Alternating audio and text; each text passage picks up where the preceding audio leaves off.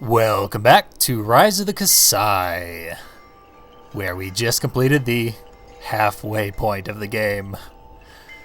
I'm so glad you guys are still with me. And while we're here on the menu here, Oracle menu, I noticed that each of these little chimes has their own little sound as you select it, so that's pretty cute.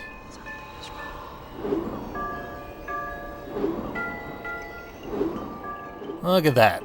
Attention to detail in all the wrong places. Moving on to Vaitaku.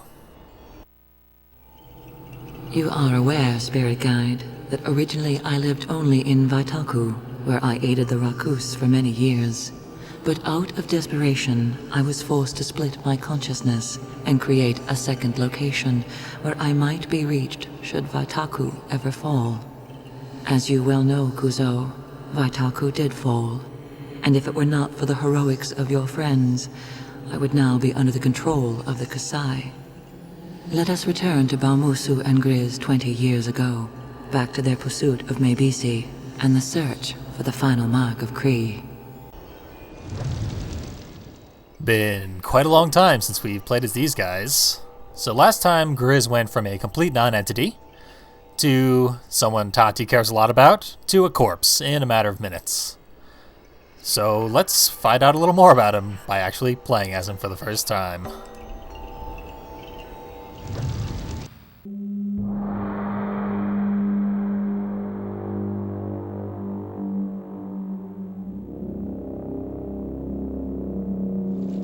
With great haste we flew from Tapuroku, and after many days of traveling we approached the fortress of Vaitaku. What we saw shocked us. The stronghold of the Rakus was under siege. Its walls had been breached and Kasai troops were everywhere. At the center of the fortress, in the guise of an ancient tree, was the Oracle, advisor to the Rakus and ambassador of the gods.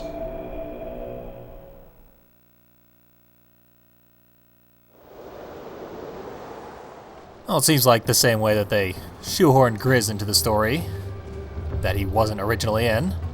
They've also sort of forgotten the history of the Oracle Tree. And they put a guy behind me right where I started. Okay. Not off to a good start. But this is quite manageable. We're probably going to get a lot of these slowdown combos since I haven't played as Grizz before and we haven't seen any of his combos. So they're all technically new. Baumusu is still quite the monster, it seems. Back in the first level, he was pretty much unstoppable and one hit killed everything.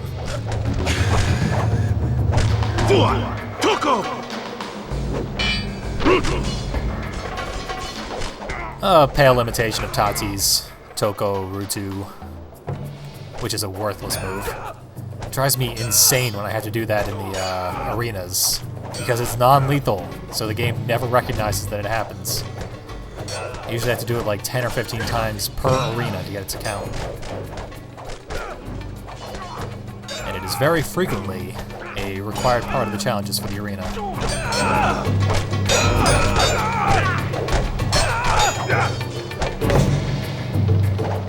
So I once again forgot to look up what the new weapons would be for this level, since we're not playing as Tati and Rao, whose weapons I do know.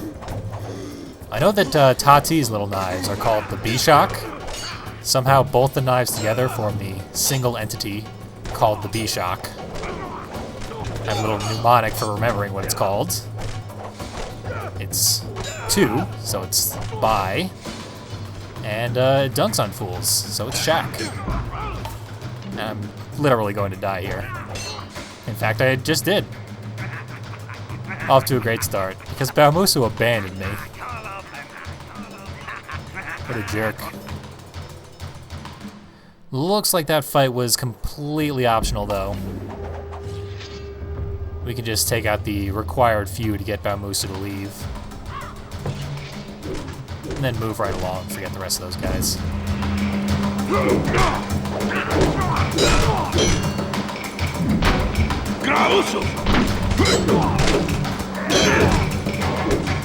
Basic combo is never very impressive, no matter who you're playing as.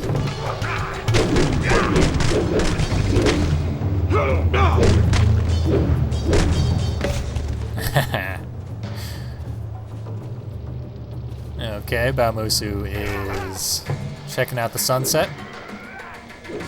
We've seen AI characters do that before, even when there are very viable threats about. But luckily he is awoken.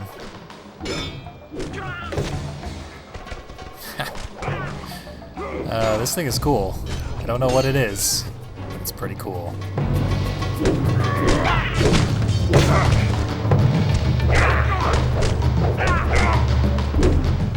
Oh, you may have noticed that both of our characters are in pretty ridiculous outfits. Grizz is dressed as a ninja, which I believe was the first alternate outfit that we ever unlocked in this game. Haven't had a chance to see it until now. Bamusu's outfit is called the Executioner, and it was unlocked for completing the arena in Yolo Mebisi. So it is our most recently unlocked costume.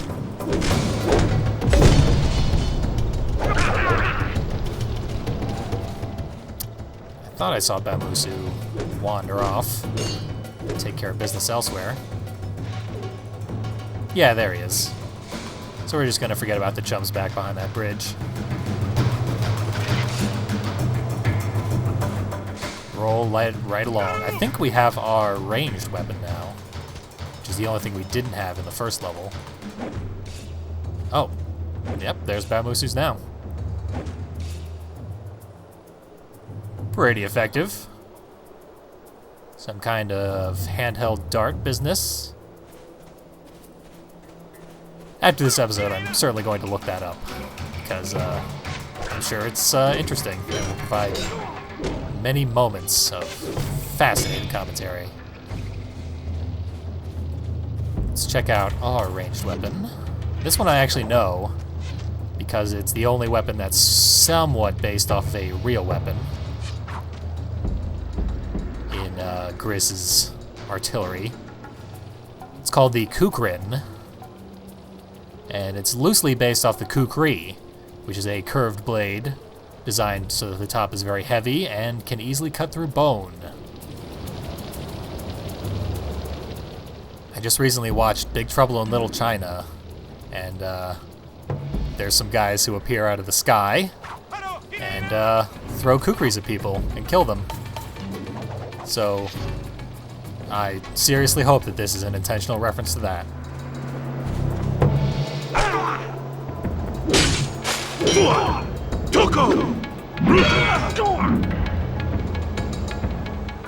So Grizz is very scrawny, and his moves are very much against the momentum of his own weapon, which slows him down. Similar problem as to what Tati faced very frequently. And as a result, I'm quite used to it, despite this being a new character.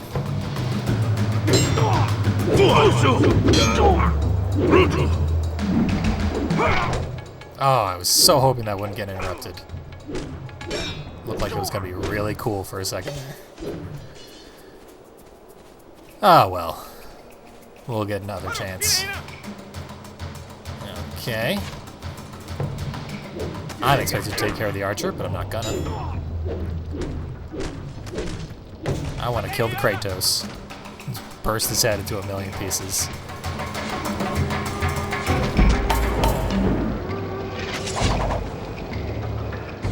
Alright, Bamusu, if you don't mind. I'm gonna kill a guy real quick. Maybe I can get a headshot with this? I think I did. Just kind of weird. I need to find someone who is on level ground with me.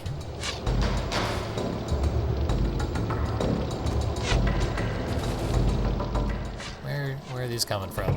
Ah, right there.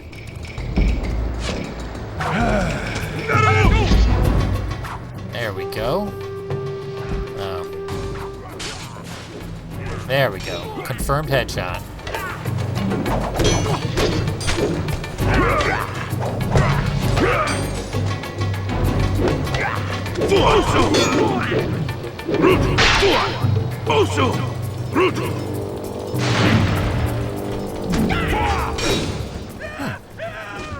Technically lethal. Doesn't seem like a sort of confirmed thing like some of the other weapons have, but gets the job done. Well, we're taking a brief breather before Ramusu charges into more trouble. Check out our challenges. I already see all combos, and I'm already miserable about it. These all combos challenges are just broken. I despise them. They are really trying my patience. So ignore that for now. Use the rope bridge. Interesting. We already passed the rope bridge, so that challenge might not be winnable anymore. 15 torsos. Doesn't look like we can do that with our blunt weapon. And maybe we can do the headshots to the archers. So we were supposed to play as Bamusu. But that's fine. I'll just come back and do that in a terribly exciting bonus video.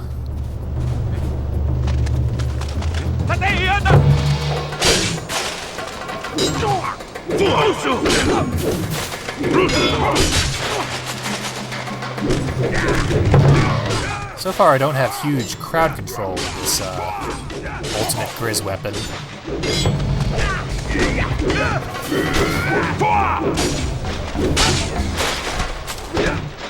I do like that we've dressed up both of our characters in really heavy black outfits so we can't see how pale they are. Because that really bothered me in the first level. I don't know why they're so zombie-like. And I don't like it. The Kasai's offensive had been swift and merciless. Anyone who dared resist slaughtered. An enemy long thought vanquished had risen with unprecedented fury and had struck surgically at the heart of the Rakus. Vaitaku was a hidden fortress known only to the Rakus. This could mean only one thing: betrayal from one of their own. Treachery from Mei BC. So it looks like we're getting into the backstory of how Vaitaku got infested with Kasai. Certainly an interesting topic.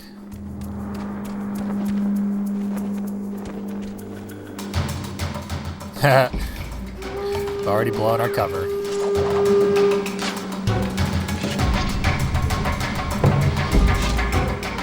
I do like that these Bamusu levels tend to be pretty quick. They have a good momentum to them, the way a lot of the sibling levels do not so far.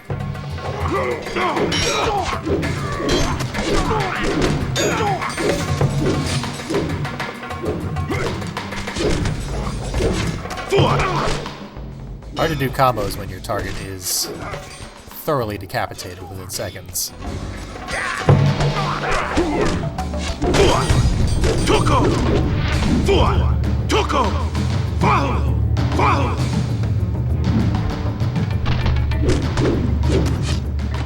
Yeah, for some reason, Grizz and Bamusu really cannot sell those war cries.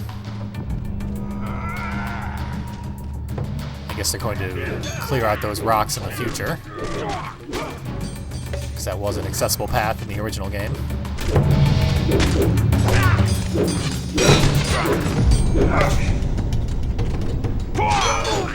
Now, let's see. I guess I'll take care of the archers. See what kind of range I got on these things. They've got a weird graphic to them as they're flying out. They seem to strike much, much higher than where they actually land. But they work. Yeah, they got a bizarre curling pattern. Maybe there is some kind of consistency to it that I'm just not understanding yet. Although, I believe I've said that before about other things in this game and been completely disappointed.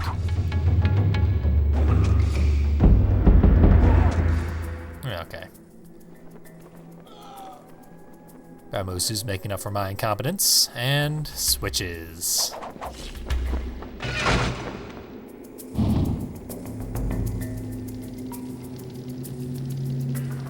My screen's too dark to see how many torches there were. Looked like possibly 3 or 4.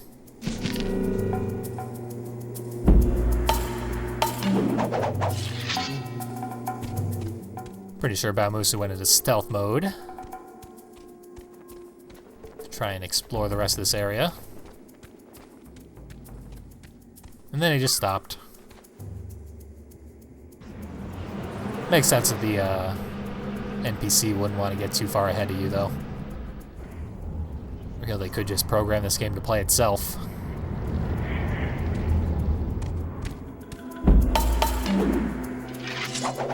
So in the first game, if enemies were walking perpendicular to you, you wouldn't be able to hit them because your weapon would just land where they were, not where they are. This is not the case anymore. You can actually see ranged weapons curve into their target if they're moving while you strike them.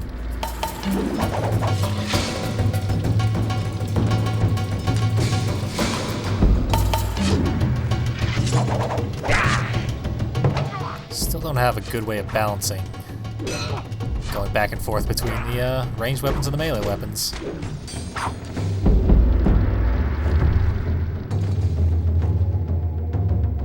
I think I had a grasp on that by now. Okay, let's see.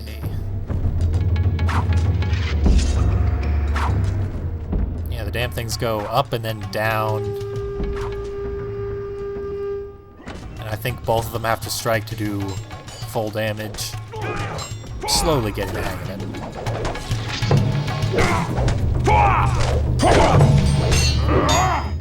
I was relying on the giant to be stealthy. That was my first mistake.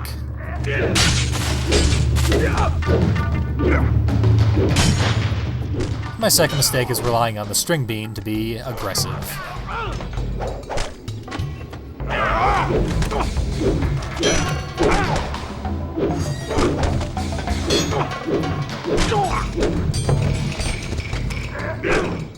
Yep, they're not fooling around with the reinforcements. Yep, there goes another hornblower, I think.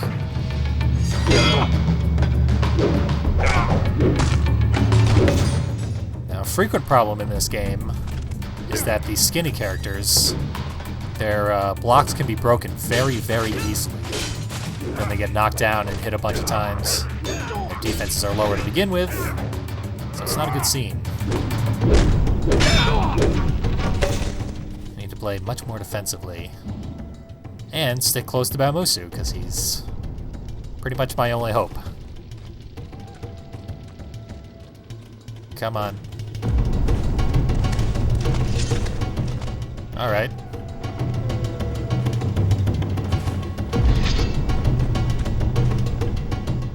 How did Rao learn anything from a coward like you, Bamusu? Well, we've had enough close calls. Ooh, and a Tuku. Bamusu's gonna go cause more problems, but I'm gonna save the game and hopefully reset in a much better position when we come back.